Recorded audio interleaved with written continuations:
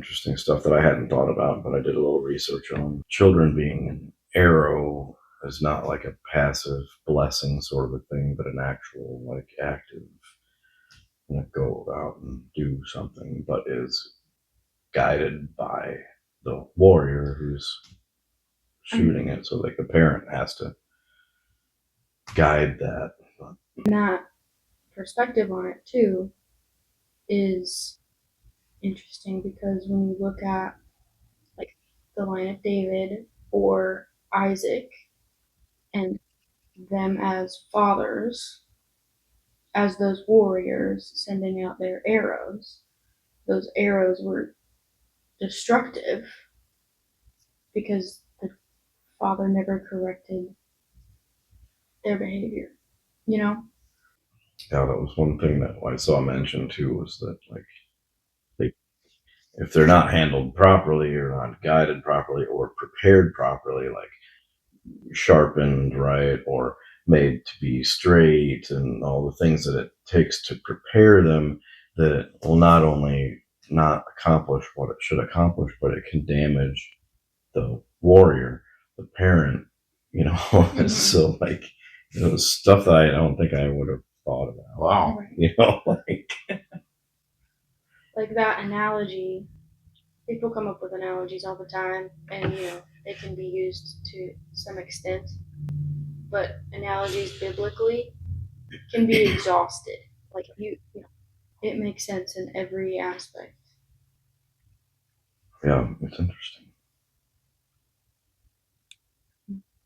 Stuff I wouldn't have thought about without doing some research, getting other people's take on it. Yeah, I don't know. And so I don't know his name, but I have seen him all over social media, and he's a very big Charlie Kirk fan. Anyway, they have the same perspective on it, like have as many kids as possible, as young as possible, and because because Because of the wonderful things he does. thank you for that.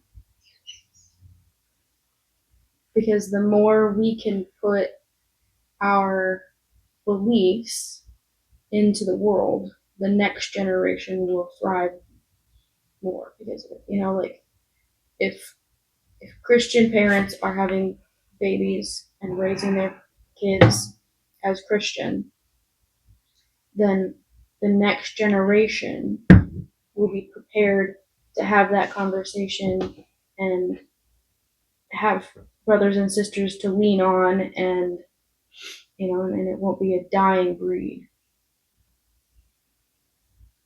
Yeah, carrying on the same mentality and same approach to life in the next generation. Mm-hmm. But the preparation and guidance needs to be done ahead of time before they're sent out there.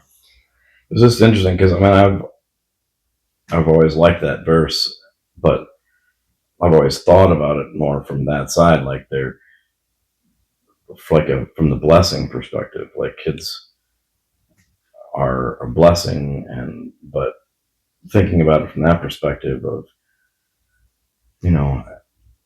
as arrows that need to be prepared and guided, or they'll potentially not accomplish what they're supposed to, or you're potentially going to get damaged, or something that you weren't expecting to get damaged is going to get damaged. Right. And all the responsibilities as that warrior or parent of what that really means to you to take care of and prepare properly that tool in your quiver is like I hadn't thought about that perspective before. Important part of it. Well, and then there's the other perspective of there are people today that don't claim their children, they don't look after their children, they don't prepare them, or they don't take accountability for their kids' actions. Yeah. And not that all of them don't believe in Jesus, because I'm sure that there's a handful of them that claim to be Christians and are still just abandoning that aspect of their responsibility. But I do think it's more common for people on the other side to be that way, to go, well, you know, I didn't do it. My kid did, but I didn't do it. They're their own person and whatever, yada yada yada. Yeah, I don't. I mean, yeah. I think you have to take responsibility for that, and you have to do your best when they're young and try to make that focus and train them up in the way they should go. And then sometimes they wander off and do their own thing anyway, and you're like, hopefully they'll come back. Scripture says they will. Mm-hmm. Yeah, I don't know, and from that perspective, like, yeah, you're exactly right, right? Like, especially as adults or, young adults, they're going to make whatever choice they're going to make.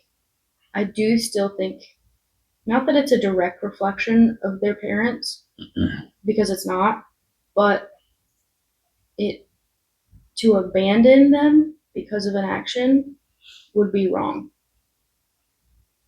in my opinion. Like, Well, when for you sure. look at, like, the prodigal son who made terrible choices, and I'm sure that his father felt responsible to a point, but then he never held it against him. You know what I mean? Like, he never used it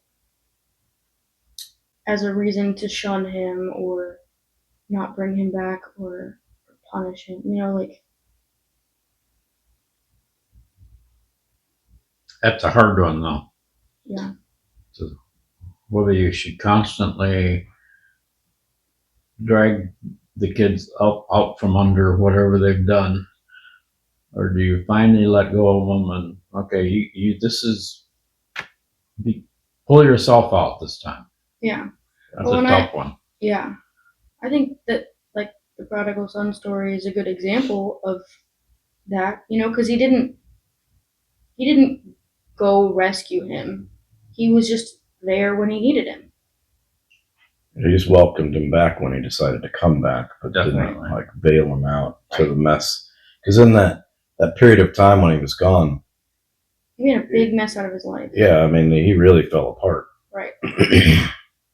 He came back, and then they were there for him instead of going, "Hey, you screwed up. You don't Right. you don't belong here anymore." That was not the stance, but it was also not, "I'm going to go, keep you out of dig him trouble." out of this hole he's made. Yeah.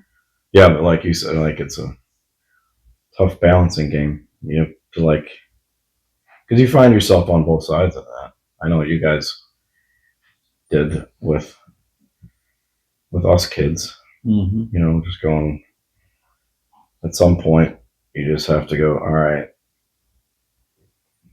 you're gonna have to figure this one out.